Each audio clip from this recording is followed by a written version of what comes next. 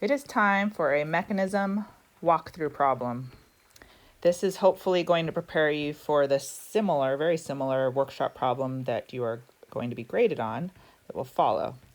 So this walkthrough has a question that was actually taken from an old exam, and it says, let's read the directions, using curved arrow notation, that's the most important part, to show the flow of electrons, propose a mechanism for the following transformation involving a ring expansion. So hint, hint, that's one of our carbocation rearrangements, which means we must have had a carbocation intermediate.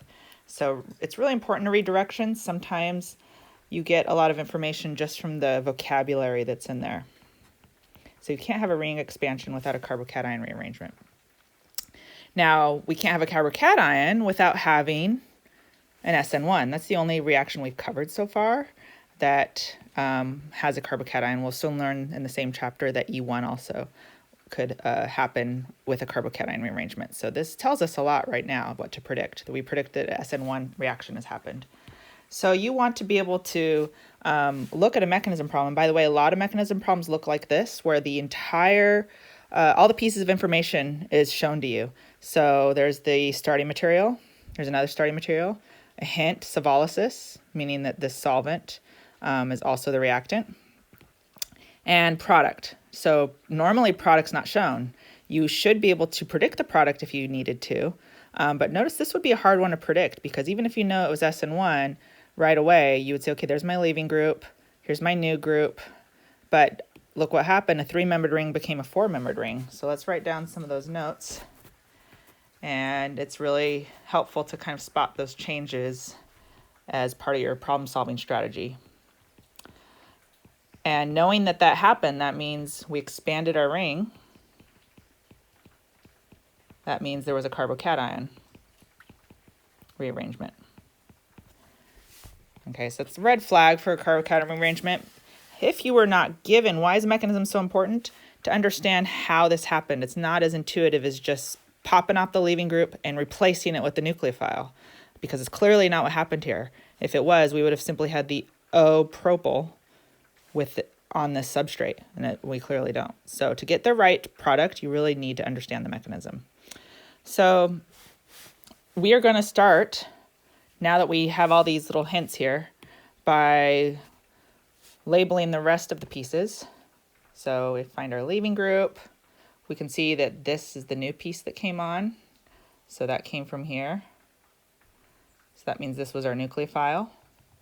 And that means our solvent, if it's savolysis, that means our solvent was also our reactant. So now that we've identified all these pieces, we're going to start pushing electrons. And you need to show all relevant lone pairs, as well as non-zero formal charges during a mechanism. So I like to use mechanism arrows in red. Remember, in first order reactions, we decided it was SN1. The first step is always the same, leaving group leaves. So the bare minimum, you should be able to write the first step of any first order reaction. So, oops, sorry, I already drew the bond there. That's how we start with our carbocation. Now we have to consider our fates. So we always look at rearrangement first, and we know that we should suspect that happened, of course, from the skeletal structure changes. And so to predict whether rearrangement happens, look at the fact that it's secondary, and also if there's a ring involved, note the ring size. And we have a 3-membered ring. We know that's far from the ideal bond angles in a 3-membered ring. We'd like to get closer to 6, so we would like to expand the ring if possible. So you could do a 1,2 alkyl shift in the form of a ring expansion, because our carbocation has a 1 position. And if you look at its 2 position, it falls on the ring.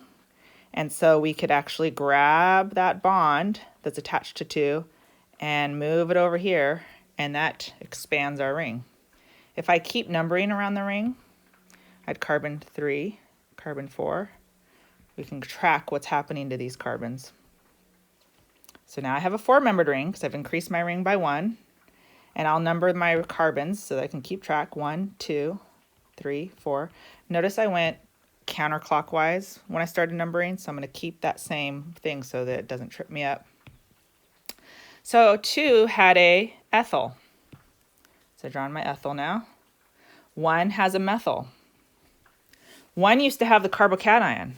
It should not have it anymore because it filled its octet from the electrons that were shared between 4 and 2.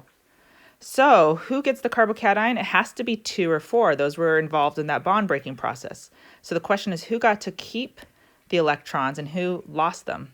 So notice we're breaking the bond between 2 and 4, and we're reattaching 4 to 2, or excuse me, 4 to 1. See, 1 is attached to 4. So in other words, 4 did not lose those electrons. It took them away from 2 and then decided to share them with 1. So 2 is the one that lost the electrons. So 2, therefore, is our new carbocation. Now to see if that rearrangement was worth it, let's kind of look at the features of our new carbocation. Well, we see it's now tertiary. That's a good thing. That improved over secondary. And even if it wasn't, the fact that we have a 4-membered ring now makes that worth doing because we have bigger bond angles than we did before, getting closer to that ideal bond angle of 109.5. So we're done right here. As far as rearrangements, let's look at the other fates that it could do. We could eliminate to form a pi bond, but we were already told it's an SN1 reaction by the product. Had to be SN1 because we see the nucleophile attached. So we're going to let it capture a nucleophile. So that's the next fate it would do.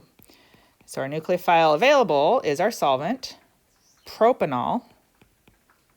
Now it's time to draw in lone pairs because they've become relevant. They are going to be used to attack that carbocation.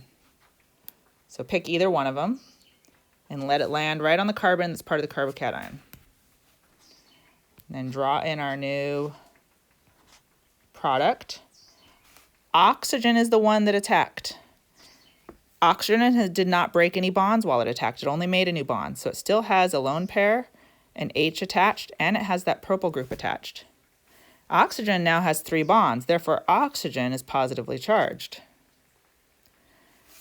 This is not what our final product looks like, but it's very close. The last step is a simple acid-base step where we deprotonate that and neutralize it, but we need to show it.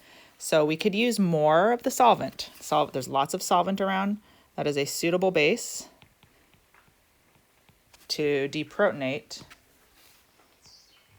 the oxonium ion. Take the H, leave the electrons behind.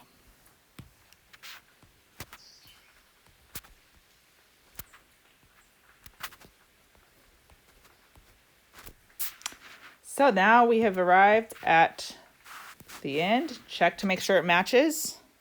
And we can see these are the same. So we're done. Okay, I hope that you found this useful and that you can use this to guide you through the mechanism that you are assigned to do. These can be tricky. It might make sense to watch me walk through it, but you need to really get down and try another one just like it. Scratch. So here's the next one. You are going to need to do this one on your own and turn it in. You're going to upload a picture because there's no way to beat doing this. Would be painful to do on the computer. So I don't use the computer online homework programs that do that. I want you to just copy this problem down, draw it by hand, the whole mechanism, just like I did on the previous page. Notice it's very similar. There's a ring expansion, there's savolysis, but the nucleophile is not the same. The leaving group's not the same. So you have to work through that logic and just apply it by analogy. And you could feel free to go back and use the other one as reference.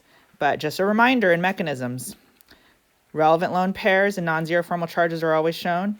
And then only use what's provided. Don't throw in anything willy-nilly. Notice that when I had the previous problem in a base, I used propanol as my base.